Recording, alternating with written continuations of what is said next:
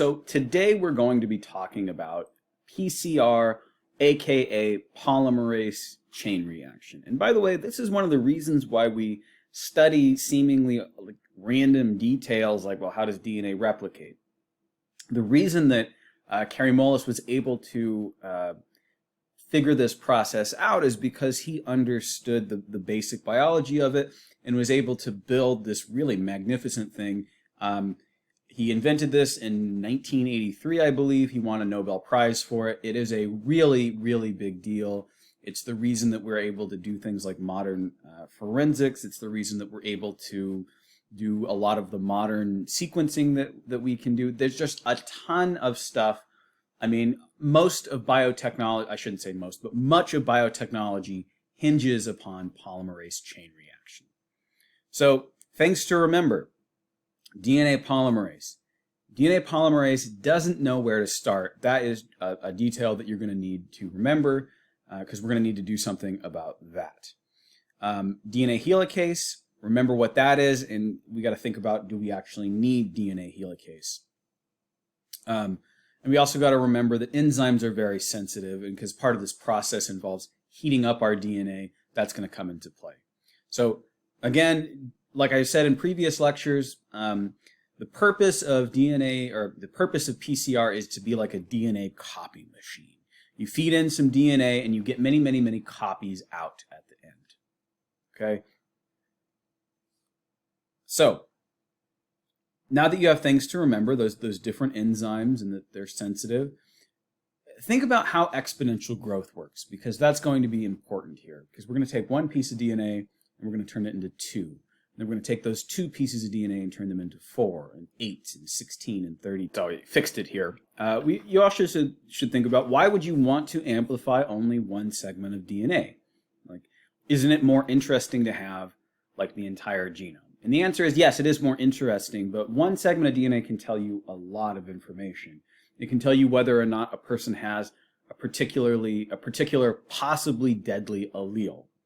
Okay, it can tell you if you have lots of different kinds of genetic conditions that you may or may not be unaware of. But it is the ability to amplify one segment of DNA can also differentiate you from much of the rest of the population. The other key to this puzzle is you can also PCR for lots of different things. You can also look for lots of different things here. Okay, so let's get into it. So let's imagine we just have a segment, a strand, however you want to think about it. We've got some DNA here. Here is our little sequence of DNA. We'll say this is the 5' end, this is the 3' end. It doesn't really matter. You have your complementary base pairs here. So how is it that these two segments, how are these base pairs connected to one another? Well, they're connected through these fairly weak hydrogen bonds. So remember, you have this sugar phosphate backbone, and then your nitrogenous bases are actually connected through hydrogen bonds. Now, what we're trying to do here is we're trying to replicate this DNA a whole bunch of times, right? And normally what would do that, or what would separate it, would be this helicase enzyme, depicted here as a blue triangle. Helicase would come and split those open, but enzymes are finicky. They can be difficult to work with. Also, this is going to happen in sort of a linear fashion, so you might not know where your helicase is actually sitting down. So we're not going to want to use helicase. There are forms of modern PCR that do just use helicase, but that's neither here nor there.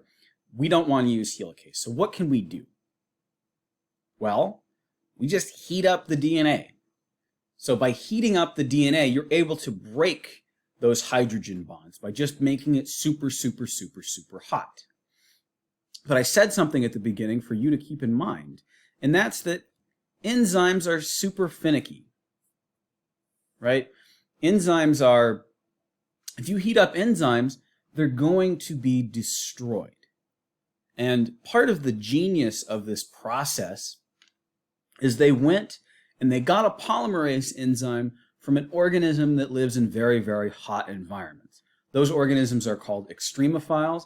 This particular one is called Thermophilus aquaticus. I'm probably not going to ask you about that specific name, but basically what Dr. Mullins did is he went to, he didn't go himself, but they went to Yellowstone and they collected these bacteria that really like to live in hot environments. And they took the polymerase from those bacteria. Here's where it gets good.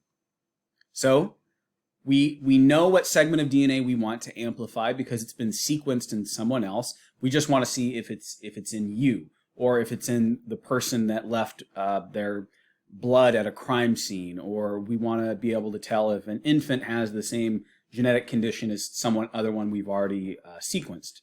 So we add our primers in because remember, DNA polymerase, it does not know where to start. We toss our primers in, and polymerase, Taq polymerase, is able to extend.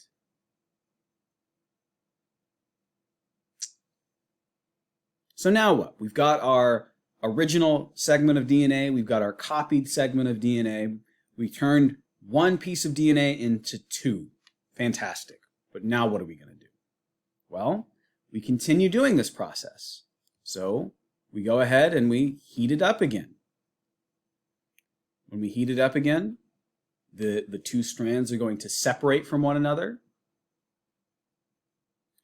We still have enough primers in our solution so that they're going to be able to bind to those segments of DNA. And Taq polymerase goes ahead and makes more copies. So now we've went from one piece of DNA to 4 pieces of DNA. We can continue this process, heating it up again, making more copies. So it's like a reaction. It's like a chain reaction. It's like a polymerase chain reaction. So let me ask you this.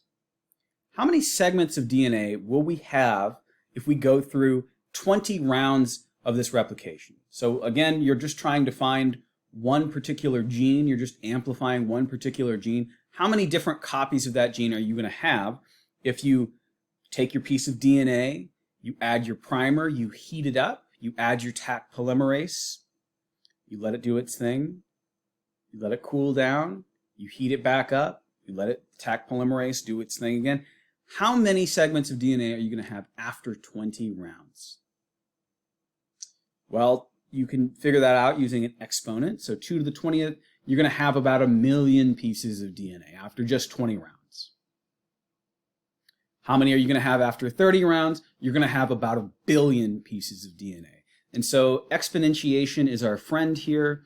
The fact that we can double the segments of DNA through every round of this heating cycle is pretty incredible.